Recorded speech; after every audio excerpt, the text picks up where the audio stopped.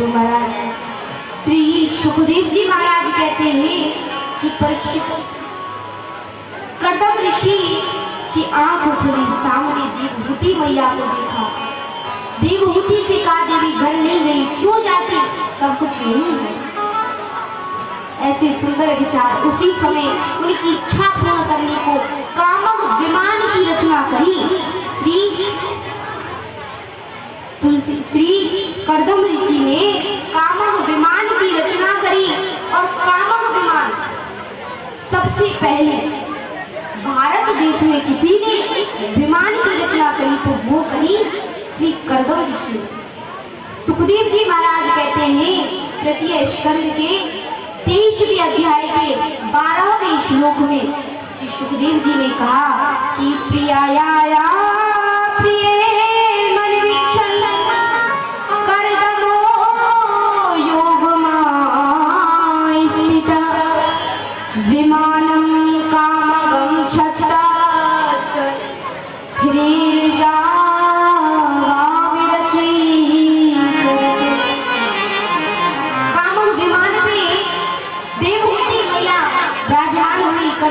विराजमान हुए और चल पड़े भ्रमण करने के लिए। उस समय 9 कन्याएं देवहूति मैया ने 9 कन्याओं को जन्म दिया जो अति सुंदर थी। ब्रह्मा जी के 9 पुत्रों के साथ उनका विवाह हुआ। तब कर्दम ऋषि कहने लगे कि देवी ऐसी बात है, अब मुझे भजन के लिए वन में चले जाना चाहिए।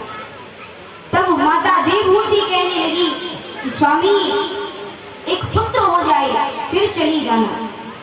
ठीक है, भगवान की कृपा थी। स्वयं कर्दम ऋषि ने जब तपस्या की थी तो भगवान ने कहा था कि मैं ही तुम्हारे पुत्र के रूप में अवतारण होगा। कर्दम देवहूति मैया के गर्भ से उस समय श्री सुखदेव जी कहते स्वयं भगवान श्री हरि ने ही कपिल भगवान के रूप में देवहूति मैया के घर पे जन्म लिया और अवतार लिया। तो सभी देवता बड़े प्रसन्न हुए, भगवान को कपिल रूप में दर्शन प्राप्त करके आनंदित हो गए। बोलिए कपिल भगवान की।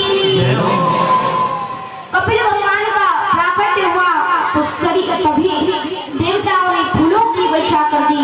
कहते हैं कि आवादयम सदा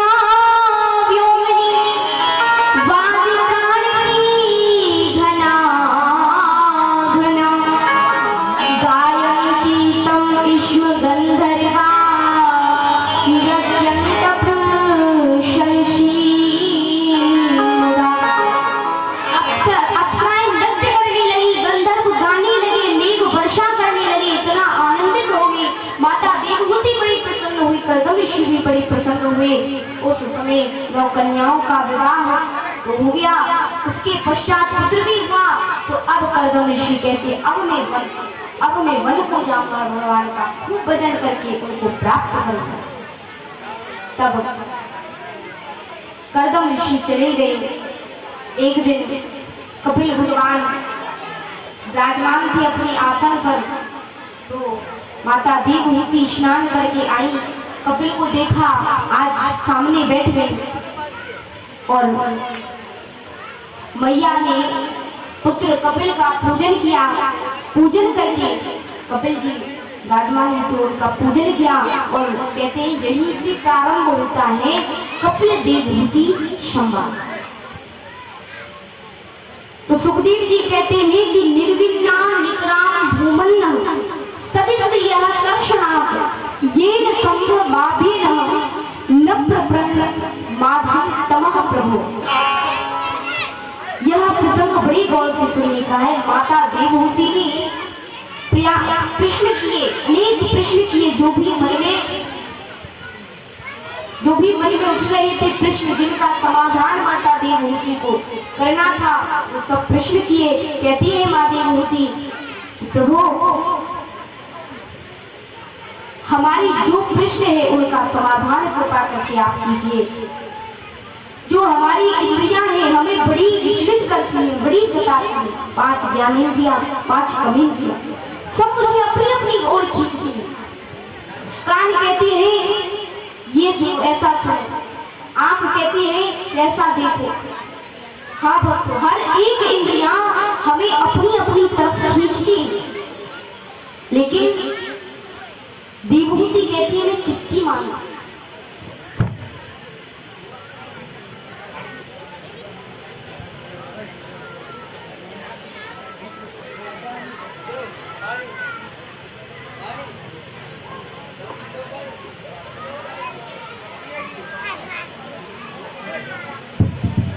विभूति मैया कहती हैं कि वो इन दुष्ट इंद्रियों की लालसा, विषय लालसा से मैं ऊब गई हूँ, मैं बहुत ऊब गई हूँ।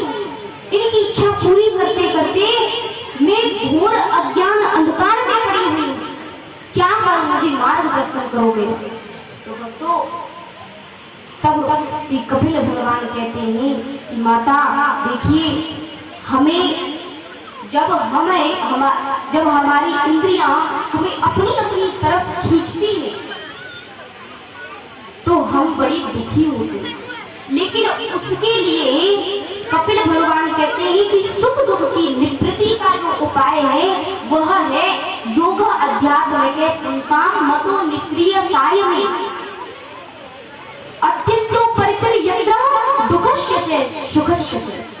सुख दुख की निवृत्ति का साधन है आध्यात्मिक योग। योग के द्वारा भगवान को प्राप्त करने की चेष्टा करें। और सुख दुख हमें कब होता है, ये इंद्रियों की चाह अगर पूरी नहीं हो, हम इच्छा करते हैं, हमें कब दुख होता है, जब हम इच्छा कोई करते हैं और वो इच्छा हमारी पूरी नहीं होती तो हमें बड़ा दुख लगता है कि हमारी इच्छा पूरी नहीं हुई, क्या करें। लेकिन भक्तों, हम तो इच्छा करते हैं पर वो इच्छा पूरी होगी नहीं होगी तो भगवान के हाथ में है। हम हजार इच्छाएं करते रहे लेकिन भगवान की मर्जी नहीं है तो वो इच्छा पूरी नहीं हो सकती, क्योंकि भगवान की इच्छा से ही संसार चल रहा है। भगवान की इच्छा ही है, कब क्या हो जाए उनकी इच्छा ही है। उनकी इच्छा के बगैर कोई कार्य नहीं हो सकता। सब कुछ उनकी इच्छा पर डिपेंड करता है, उनकी इच्छा पर निर्भर है। माता देवहूति के जो प्रश्न थे वो सब कहे, किस तरह जीव जब गर्भ में होता है, आध्यात्मिक योग का भी वर्णन किया, मन को किस तरह भगवान की संसार से भगवान की तरफ मोड़ा जाए, वो सब प्रश्न का समाधान किया। तब कहा भगवान ने कि माता किस तरह, सुखदेव जी कहते किस तरह जीव जब गर्भ में होता उसको बड़ी पीड़ा होती है, प्रार्थना करता है प्रभु, बड़े बड़े वादे करता है, हे प्रभु अब की बार मुझे बख्श दो, मुझे संसार में जल्दी से जन्म दो, मुझे बड़ी पीड़ा हो रही है गर्भ में। लेकिन जिस गर्भ में पीड़ा होती है लेकिन हम जीवों को उसी गर्भ की स्तुति भी होती है भक्तों। लेकिन कब, जब भगवान इस गर्भ में आते, गर्भ स्तुति जिसे कहते हैं, हाँ, इसी गर्भ की भी स्तुति होती है। हम बड़े बड़े वादे करते हैं जब हम मात्र गर्भ में होते हैं, लेकिन संसार में आए इतना डूब गए, इतना अतो भगवतो माया माई नामक की मोहिनी, इतना भगवान की माया ने हमें जकड़ लिया कि हम भूल गए, ममता में पड़ गए हम। इसलिए संत गाते हैं, ममता तू न गई मेरे मन ते, ममता तू न गई मेरे मन ते, कि ममता तो मेरे मन से क्यों नहीं चली जाती। हाँ, ताकि मुझे भगवान याद आए, मैं भगवान का भजन करूं। तुलसीदास जी तो कहते हैं कि तुम ममता चली दूर हो मुझसे। तब माता देवहूति के सब प्रश्नों का समाधान किया कपिल भगवान को, और अतः ज्ञान उन्हें श्रवण कराया, ज्ञान को अर्जित किया माँ देवहूति ने। और इतना सुनते सुनते सुनते सुनते इतना प्रेम में, भगवान के प्रेम में मग्न हो गई कि संपूर्ण शरीर पानी पानी हो गया, पानी बनकर बहने लगा, जो कि सिद्धिदा नाम की नदी हुई। माता देवहूति तब उस समय सिद्धिदा नाम की नदी को प्रणाम करके और भगवान कपिल भगवान गंगासागर क्षेत्र में चले गए। बोलिए श्री कपिल भगवान की। कपिल भगवान चले गए। माता कपिल देवहूति संवाद में सुखदेव जी ने परीक्षित को विस्तार पूर्वक श्रवण कराया और आगे कहा। सुखदेव जी कहते हैं कि परीक्षित में देवहूति के चरित्र तुम्हें सुना चुका हूं। अब देखिए, स्वयंभू मनु की 3 पुत्रियां, स्वयंभू मनु और शत्रुपा से ही हम जीवों की उत्पत्ति हुई। हम जो आप बैठे हैं, जो मैथिली सृष्टि उन्होंने करी, आज उसी मैथिली सृष्टि से हम जीव उत्पन्न होते हैं। स्वयंभू मनु और शत्रुपा की संतान है। उन्होंने ही उनकी 3 बेटियां और 2 पुत्र हुए। 3 पुत्रियां देवहूति, प्रसूति और आकृति, 2 पुत्र प्रियव्रत और उत्तानपाद। देवहूति का चरित्र सुना। अब दूसरी पुत्री जो हुई है वो है आकृति, जिनका विवाह रुचि प्रजापति के साथ हुआ है। और जो तीसरी पुत्री है वो है प्रसूति। प्रसूति हुई है और प्रसूति की ही पुत्री हुई है माता सती। प्रसूति का विवाह दक्ष प्रजापति से हुआ। दक्ष प्रजापति माँ आधा शक्ति जगदम्बिका की परम भक्त थे। उन्होंने बड़ी तपस्या की, भगवती माँ अम्बिका की को वरदान मांगा कि आप मेरे घर अवतार लीजिए ताकि मैं पवित्र हो जाऊं। तब माँ भगवती अम्बिका के अंश ने दक्ष प्रजापति के यहाँ कन्या के रूप में अवतार लिया। उस कन्या का नाम रखा दक्ष ने सती। सती नाम से दक्ष प्रजापति की पुत्री सती हुई। उनका विवाह किया दक्ष प्रजापति ने शंकर जी के साथ और शंकर जी के साथ किया विवाह। और जब कहते हैं श्री सुखदेव जी कि दक्ष ने शिव जी से प्रतिकूल आचरण किया तो सती ने योगाग्नि के द्वारा शरीर का त्याग कर दिया। कि पितरे प्रतिरूपश्वे भवाया नागसे रूसा अप्रोणैवा मनायत्मानं जहातोगे योगा। माता सती ने शरीर का त्याग कर दिया। तो परीक्षित महाराज कहते हैं मुनिवर ऐसा क्यों, ऐसा क्या हुआ था तो माता सती ने शरीर का त्याग कर दिया? विदुर जी मैत्री मुनि से पूछते। अरे महाराज दक्ष तो ज्ञानी थे, अरे अपनी कन्याओं से बड़ा प्रेम करते थे। वो तो भविष्य बताम श्रेष्ठे दक्षो दुहित्रवत्सल, बड़े ज्ञानी थे वो तो। और उन्होंने उनकी वजह से सती ने देह त्याग किया। ये कुछ बात जम नहीं रही, आप कृपा करके हमें समझाइए। शिव मानव में श्रेष्ठ महादेव जी ने ऐसा किया। तो हुआ ऐसा कि एक बार दुर्वासा ऋषि भगवान के श्री नारायण के पास गए। उनकी श्री नारायण की माला नैवेद्य के रूप में, प्रसाद रूप में दुर्वासा ऋषि को। दुर्वासा ऋषि आए तो दक्ष प्रजापति को देखा। दक्ष प्रजापति ने देखा बड़ी माला चमक रही है, उन्होंने ली।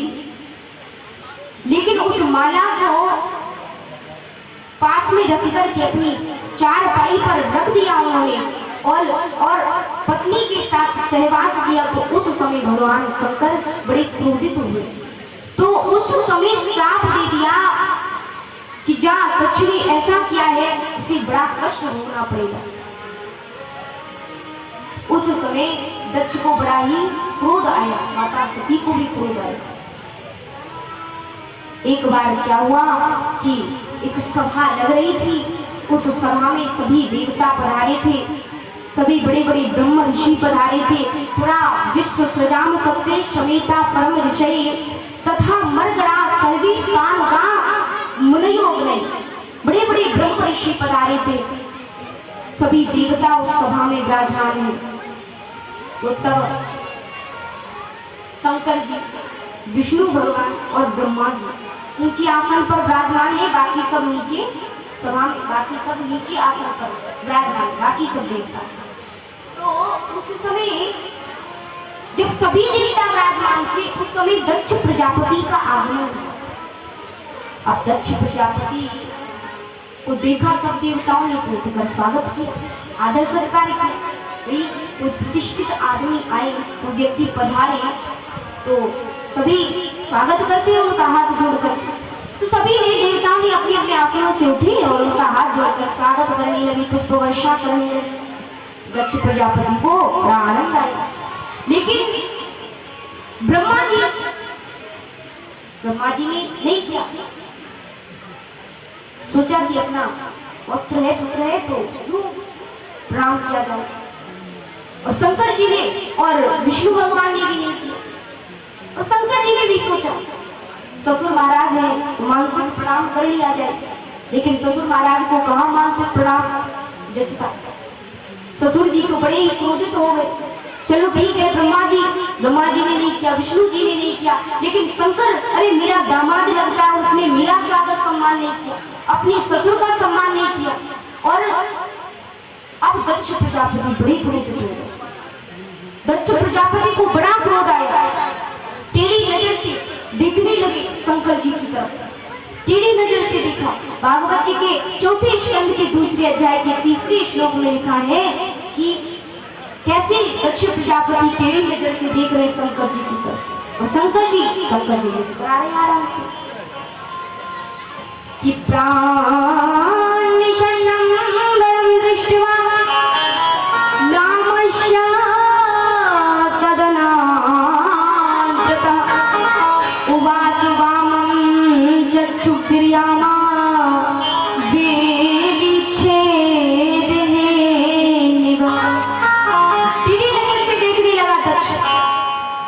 शंकर जी आराम से बैठे। दक्ष को बड़ा क्रोध आया, मेरे दामाद ने मेरा स्वागत नहीं किया, और ये अभिमानी का लक्षण है।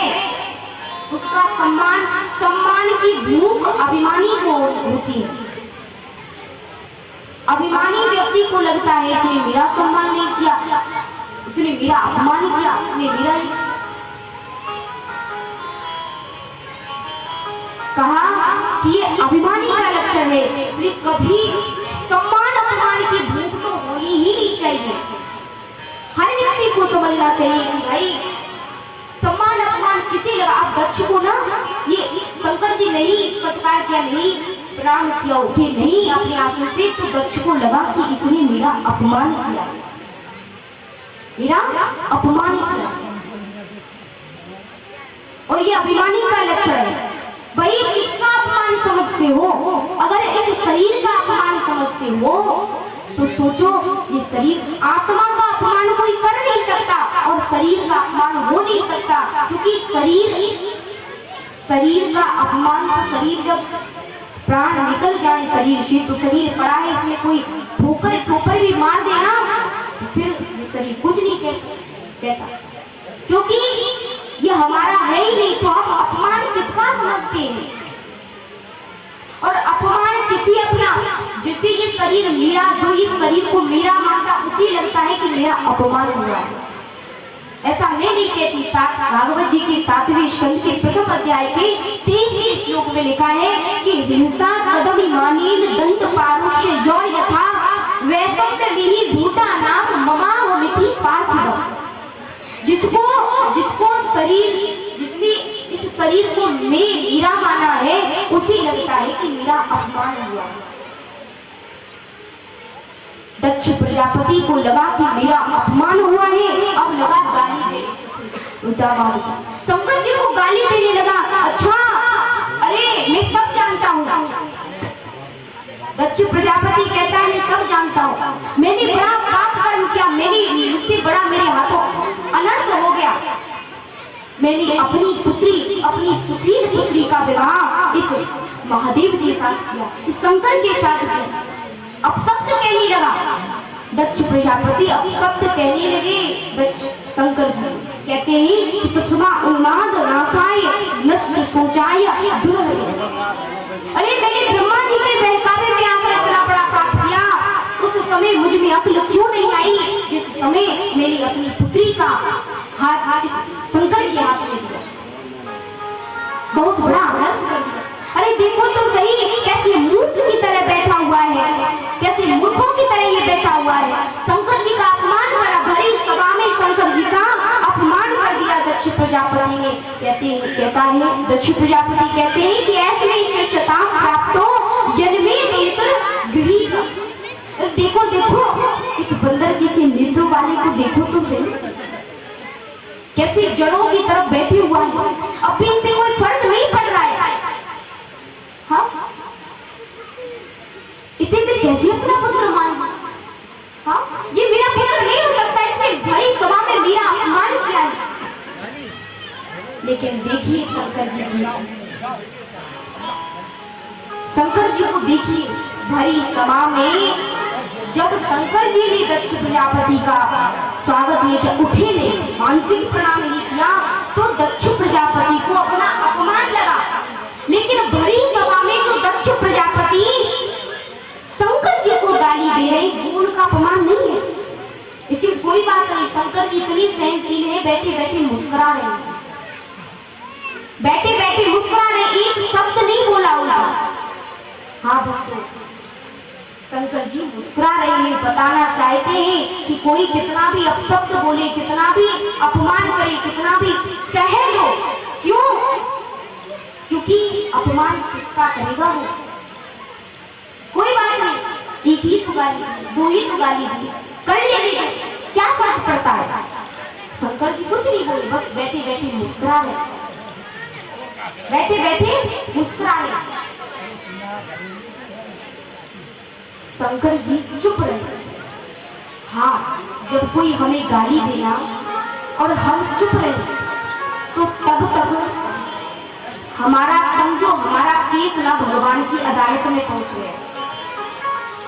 जब कोई दूसरा हमें गाली दे रहा है, हमारा अपकार कर रहा है, तो तब सोचना कि हमारा केस अदालत में चला गया, क्योंकि उसने हमें गाली दी लेकिन हमने तो नहीं दी, हम तो चुप ही हैं। लेकिन जब उसने हमें गाली दी, हमने उसे दे दी, समझ लेना यहाँ हमने गड़बड़ कर दी, यहाँ केस बराबर हो गया, यहाँ बात बराबर हो गई। लेकिन नहीं बच्चों, अरे भाई एक बात बताइए, कुत्ते ने हमें काटा तो क्या हम भी कुत्ते को काटेंगे? हाँ, क्या ऐसा होता है? नहीं, ऐसा नहीं होता। फिर उसमें गाली देने में, उस पापी में और हमें फर्क ही क्या रह जाएगा? थोड़ा फर्क तो बनाकर रखिए। एक जगह क्या हुआ कि संत जी स्नान कर रहे थे नदी में, तो एक माली कपड़े धो रहा था, वस्त्र धो रहा था, तो माली जोर से कूट कूट कर वस्त्र धो रहा है। संत जी स्नान कर रहे, स्नान किया तो अंजलि में जल भर करके और सूर्य भगवान को अर्घ्य दिया।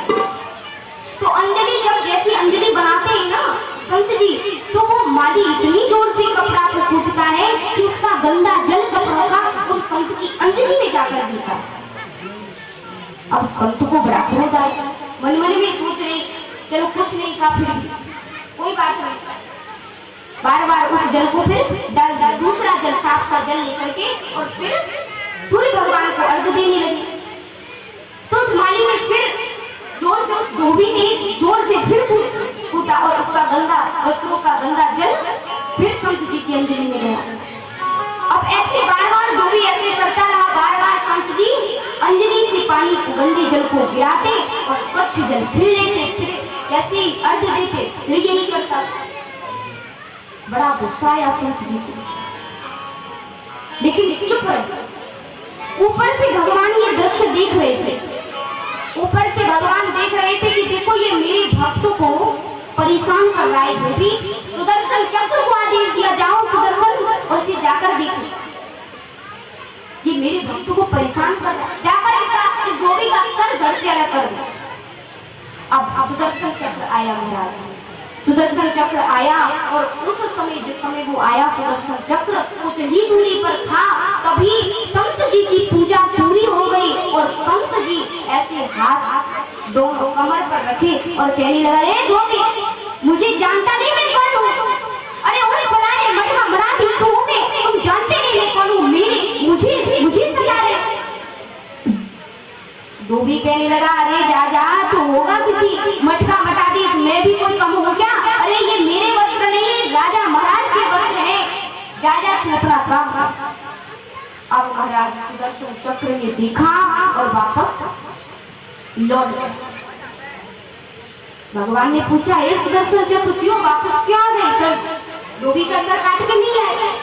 तो भगवान से सुदर्शन चक्र ने कहा, प्रभु आपने धोबी का सर काटने के लिए कहा था, वहां तो दो धोबी थे, ये किसका सर काटता ये तो आपने बताया।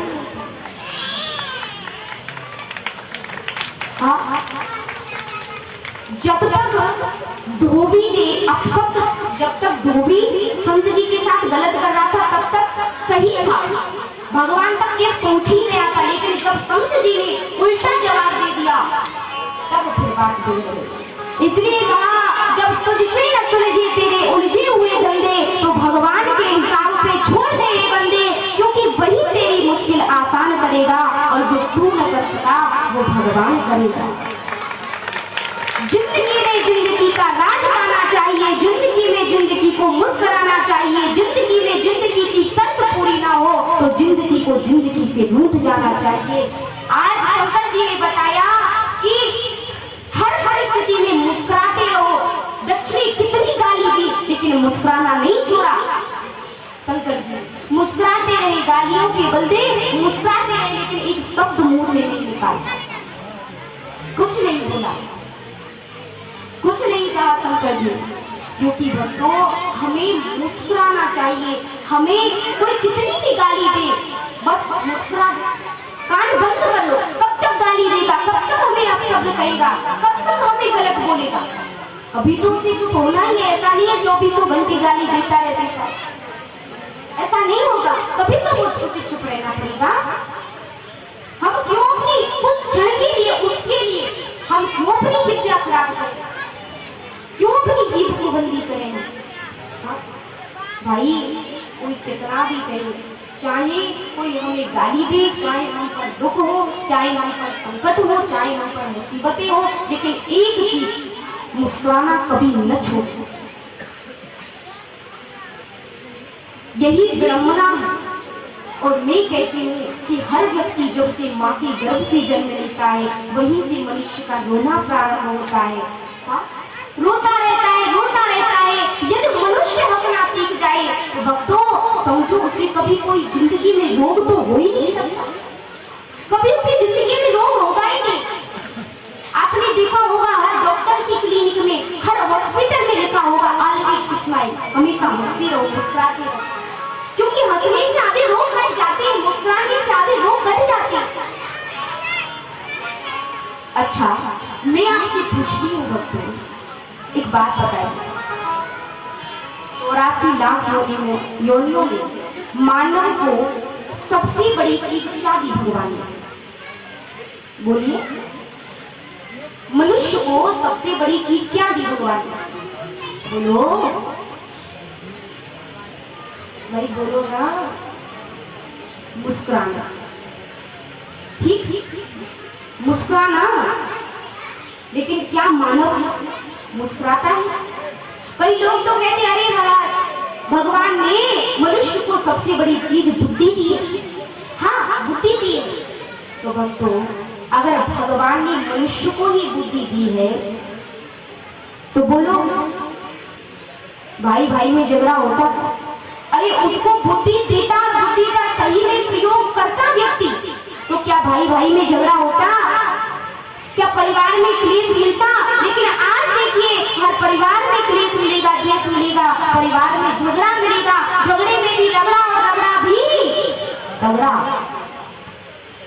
कहीं नेता अभिनेताओं का क्लेश है, कहीं भाई भाई का क्लेश है, कहीं पत्नी पुत्र का, कहीं पति पत्नी का क्लेश है, कहीं माता पुत्र का क्लेश है,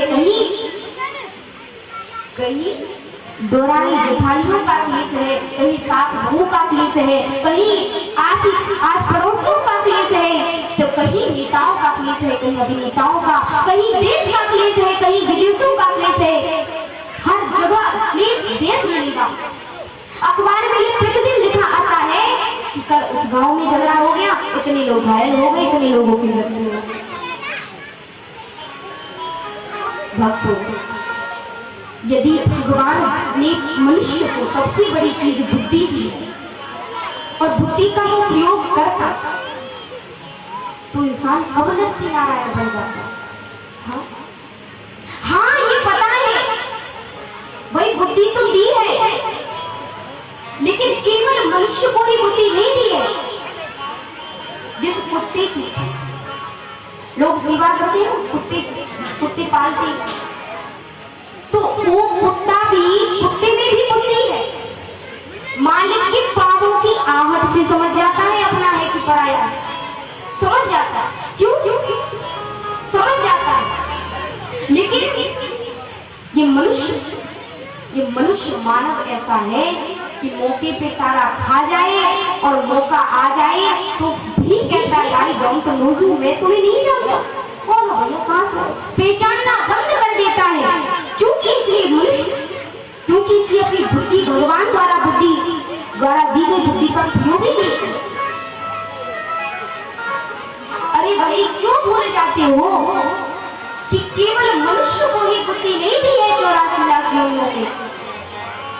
हाँ, मनुष्य को सबसे बड़ी चीज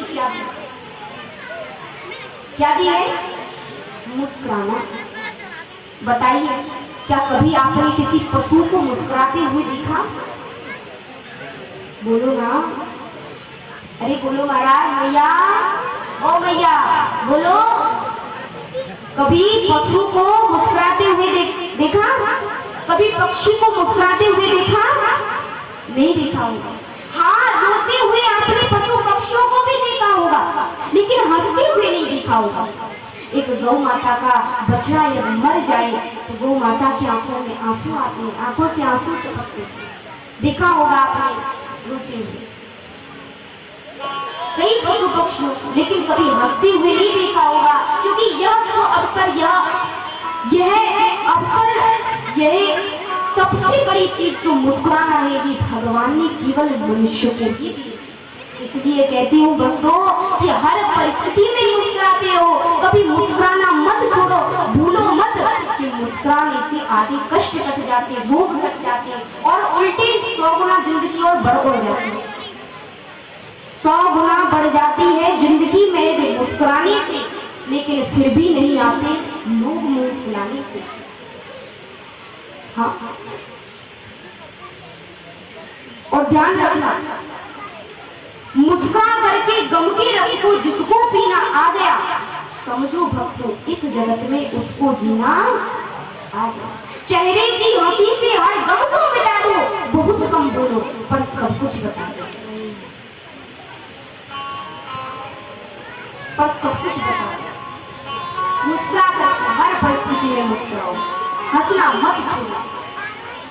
क्योंकि आप जब सेल्फी लेते हो, कोई फोटो खिंचवाते हो, ऐसे स्माइल जो ऐसे करेंगे, सेल्फी जब लेते हो ना, तब जब कोई फोटो खिंचवाओ या सेल्फी लो तो बस मुस्कुरा करके। क्यों?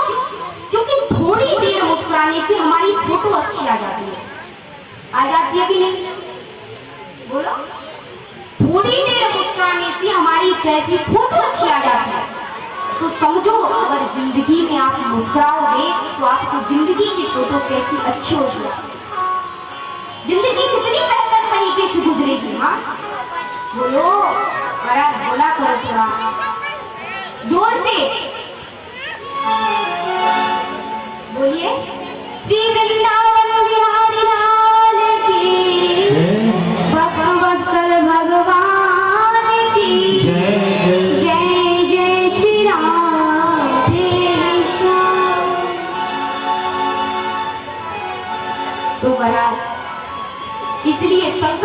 मुस्कुरा रहे। शंकर जी मुस्कुरा रहे, दक्ष गाली पर गाली, गाली पर गाली। अब हुआ ऐसा, जब गाली पर गाली दी तो अब दक्ष प्रजापति ने श्राप दे दिया। दक्ष प्रजापति को लगा कैसा मूर्ख है ये, कैसा पागल है, देखो पागलों की तरह हम इसको गाली देंगे, ये मुस्कुरा रहा है। आपको कोई अपशब्द कहे, गाली दे, आप मुस्कुराओ तो उसे ज्यादा गुस्सा नहीं होता है, दूसरे उसको ज्यादा क्रोध और बढ़ता है। इसलिए दक्ष का बड़ा क्रोध बढ़ा और इतना क्रोध बढ़ा, अब उसको ज्यादा गुस्सा आया और गुस्से में श्राप दे दिया दक्ष प्रजापति ने शंकर भगवान को। कहता है कि अयम तू देवही इंद्रोपेत्रादि विप्रभवे असहभागं न लभता देवीर देव गणाधिपं। जाओ शंकर, मैं तुझे श्राप देता हूँ कि तुझे आज से यज्ञ में भाग न मिले। और ऐसा श्राप दिया। उस समय जब श्राप दे दिया तो वहां शिव जी के गण खड़े थे। शिव जी के गण खड़े थे।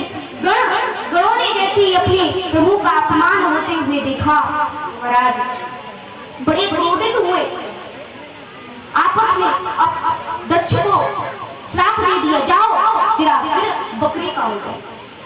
श्राप दे दिया, आपस में श्राप देने लगे। अब दक्ष ने शंकर जी के गणों को श्राप दे दिया, आपस में श्राप देने लगे।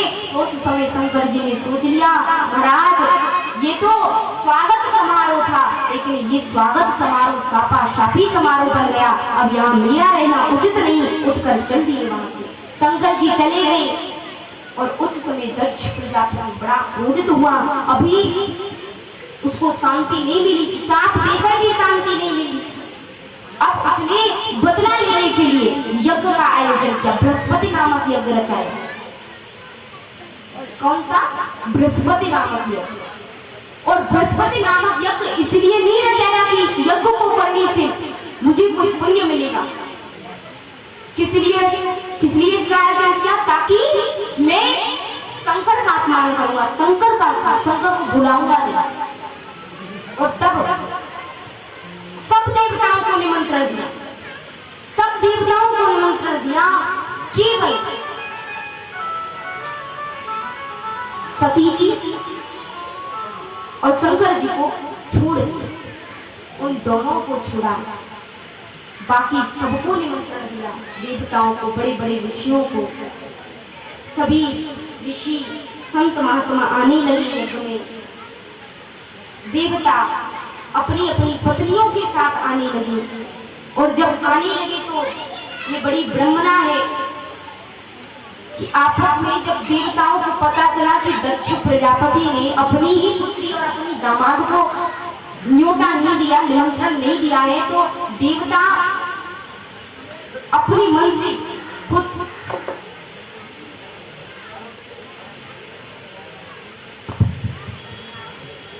स्वयं देवता उन्हीं सती माता के आगे से, द्वार के आगे से, महल के द्वार के आगे से जाने लगे। तो जब जाने लगे तो अब सती जी ने देखा, सती विलोके व्योम विमाना जात जले सुंदर विदना। अरे भाई,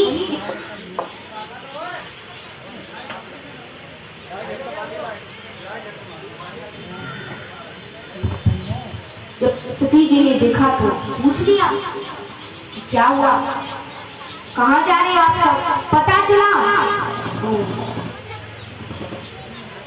पता चला कि भाई मेरे पिता ने यज्ञ का आयोजन किया। जाकर पूछा अपने स्वामी शंकर जी से, स्वामी ये कहाँ जा रहे हैं सब? आपको पता है क्या? बोले हाँ, तुम्हारे पिता ने यज्ञ का आयोजन किया है। अच्छा, तो हम भी उस यज्ञ में बड़े बड़े ऋषि पधारे, तस्मिन् ब्रह्म ऋषि सर्वे देव ऋषि देवता, सब बड़े बड़े ऋषि पधारे, तो हम भी चले महाराज। तो शंकर जी कहने लगे नहीं नहीं देवी, हम नहीं जाएंगे। क्यों? क्योंकि तुम नहीं जानती, हमें न्योता नहीं दिया, हमें निमंत्रण नहीं दिया होगा तुम्हारे पिताजी ने। तो माता सती कहने लगी, स्वामी कैसी बातें करते हो? अरे न्योता नहीं दिया, पिताजी के यहाँ से भी न्योता आना चाहिए। क्या आप ही तो कहते हो कि बिना माता पिता गुरु के घर तो बिना बुलाए भी जा सकते, और आप अब कह रहे हो कि न्योता आना चाहिए। ऐसा क्यों? तो शंकर जी कहते हैं कि देवी, हाँ मैं कहता हूँ कि माता पिता और गुरु के घर बिना बुलाए चली जाना चाहिए, लेकिन जहाँ कोई विरोध मानता हो वहां नहीं जाना चाहिए, वहां नहीं जाना चाहिए। इसलिए मैं नहीं जा सकता। शंकर जी समझाते हैं, भागवत जी के चौथे स्कंद के तीसरे अध्याय के 14वें व 15वें श्लोक में समझा रहे हैं। शंकर जी कहते हैं कि देवी अनाहुता अप्यभियन्ति सौरभं भर्तुर् गुरोर्ते प्रकाश्यति।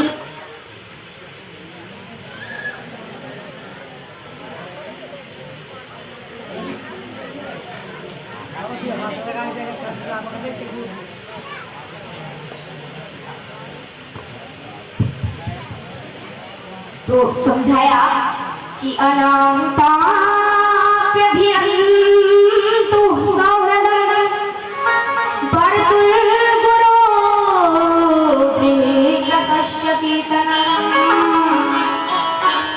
तन्मे प्रसीदेदमर्त्यवाञ्छितं कर्तुं भवान् कारुणिकोऽवतारमति।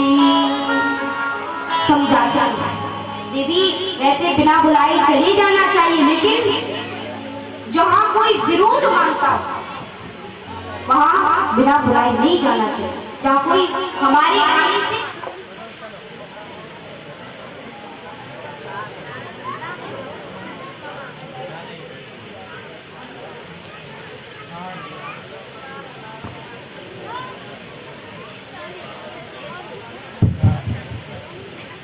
तो महाराज कहा कि जहां कोई विरोध मानता हो वहां बिल्कुल नहीं जाना चाहिए। और पीहर जाओ ना सती जी के नो मानो, पीहर जाओ ना सती जी के नो मानो, पिता ने न्योता नाई दो, पीहर जाओ ना सती जी के नो मानो, पीहर जाओ ना